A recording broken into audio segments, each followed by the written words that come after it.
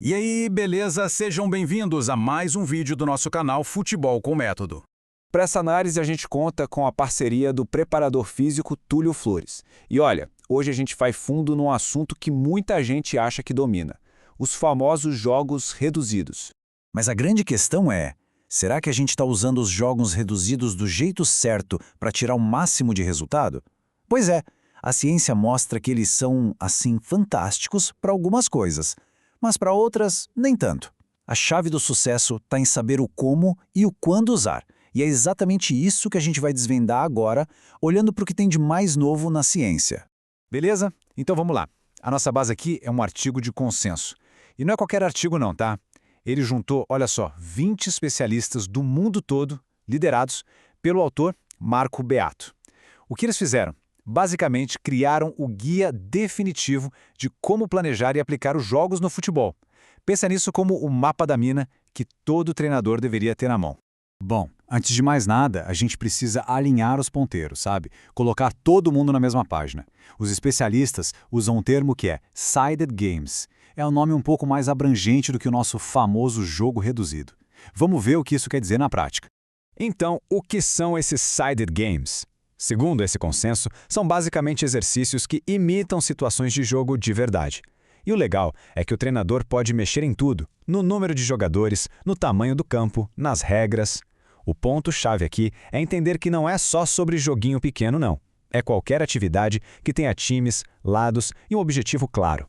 E aí, dentro desse universo, existem dois tipos principais. Primeiro, os jogos com direção. O nome já diz tudo, né? O objetivo é reto e direto: fazer o gol. Pode ser num minigol, numa trave oficial com goleiro, não importa. E do outro lado tem os jogos sem direção. Sabe aquele treino clássico de posse de bola? É isso. O foco é manter a bola ou tentar recuperar. Cada um deles, claro, trabalha uma coisa tática completamente diferente.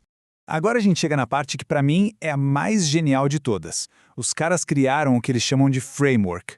É um nome chique para um modelo, uma estrutura. Mas a melhor forma de enxergar isso é pensar literalmente num painel de controle cheio de botões que o treinador tem para montar o treino perfeito.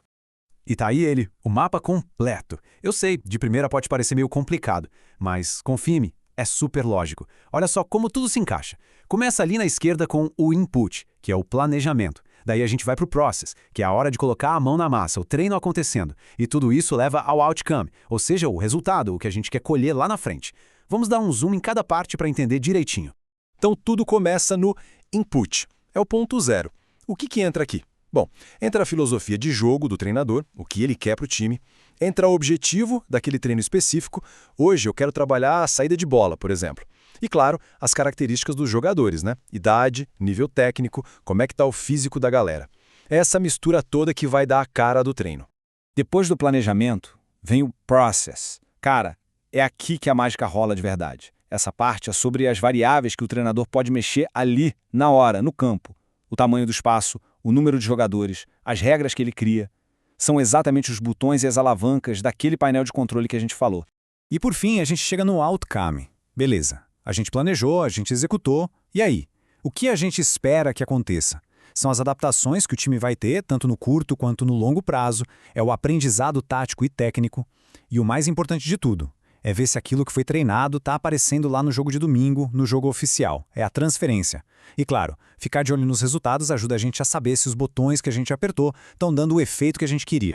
Beleza, teoria entendida, mas e na prática? Como é que a gente mexe nesses botões do painel para conseguir exatamente o que a gente quer em cada treino? Olha, o artigo deixa isso bem mastigadinho pra gente. A gente pode mexer no formato do jogo, nas dimensões do campo, no número de jogadores, sabe? Criar um 5 contra 4 para treinar a defesa, por exemplo. E também nas regras. Limitar o número de toques, usar um coringa. Pensa só, cada ajustezinho que se faz muda completamente o treino, o estímulo é outro. E agora atenção, porque essa aqui é uma variável crucial, a área relativa por jogador. A conta é super simples. Pega o tamanho total do campo e divide pelo número de jogadores. E por que isso é tão importante?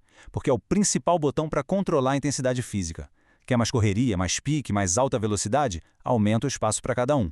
Quer mais toque de bola, drible curto, decisão rápida num espaço apertado? Diminui o campo. Simples assim. E as regras? As regras são como superpoderes táticos para o treinador. Pensa comigo, você bota um 5 contra 4. O que acontece? Você está forçando a sua defesa a pensar e se organizar sob pressão, em desvantagem. Colocou um coringa no meio, pronto, você está ajudando o time a manter a posse de bola. E o clássico limite de 2 toques? Faz o jogador pensar mais rápido, passar a bola mais rápido, ou seja, com uma simples regra você molda o jeito que o seu jogador pensa e age em campo. É muito poderoso. Ok, a gente já entendeu como funciona o painel de controle. Mas e aí? Qual é o veredito da ciência? Para que esses jogos realmente servem? Onde eles brilham e onde eles não dão conta do recado? E aqui os especialistas são diretos, sem rodeios. Eles falam com todas as letras. Os site games são muito, mas muito bons mesmo, para melhorar a parte aeróbica, o fôlego e para treinar o comportamento técnico e tático. Agora, para ganho de força, de potência, de explosão e principalmente para fazer o jogador atingir aquela velocidade máxima, o pico de sprint, aí eles já não são tão eficientes. E essa frase aqui, vinda direto do artigo, mata a charada. Os jogos reduzidos não devem ser vistos como uma ferramenta tudo em um. Ou seja, não é uma pílula mágica que resolve tudo na preparação física. Não mesmo. Então, qual é o segredo? A palavra-chave é complementar. A gente precisa ser inteligente. Use os jogos reduzidos para aquilo que eles são fantásticos. Juntar o aeróbico com a tática. Tudo ao mesmo tempo. Mas não deixe de lado o treino específico de força na academia, o trabalho de potência e os treinos de sprint para garantir que o jogador seja realmente rápido. Uma coisa complementa a outra. E para a gente ir fechando o raciocínio, é super importante a gente falar também das limitações. Sabe, ter um pé atrás, entender onde a gente pode acabar errando na hora de aplicar tudo isso.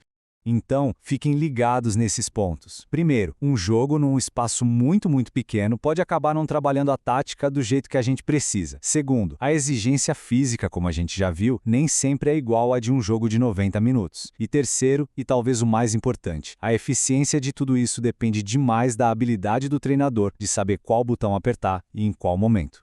Então, depois de tudo isso, fica a pergunta para reflexão. Pensando no seu próximo treino, qual variável você vai ajustar para conseguir o seu objetivo? Vai aumentar a área por jogador para buscar mais intensidade? Ou vai colocar um coringa para refinar a posse de bola? A ciência deu o painel de controle. Agora, a arte de aplicar está na mão de cada um. Bem, ficamos por aqui. Não deixe de enviar esse vídeo para aquele seu amigo que trabalha com o futebol. Siga nosso canal aqui no YouTube e no Spotify. Siga também o preparador físico Túlio Flores.